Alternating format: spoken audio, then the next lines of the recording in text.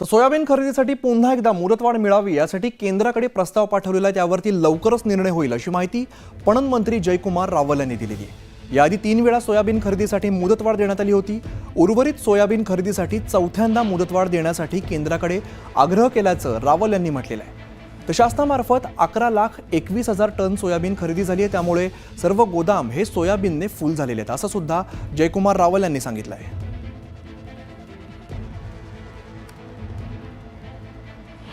केंद्र सरकारच्या माध्यमातून होत असते, त्याच्यामध्ये नाफेड आणि NCCF ही खरेदी करत असते। या दोन संस्थेच्या माध्यमातून जवळपास आम्ही 562 केंद्रावर ही खरेदी होत होती। 5,11,667 शेतकऱ्यांना या योजनेच्या माध्यमातून त्यांच्याकडनं जवळपास सव्वा 5 लाख शेतकऱ्यांकडनं सोयाबीन खरेदी आतापर्यंत झाली। 11,21,385 टन आतापर्यंतची खरेदी झाली आणि सगळे गोडाऊन भरलेले आहेत। त्याचबरोबर आम्ही मागणी केलेली आहे की खरेदी अजून वाढवावी।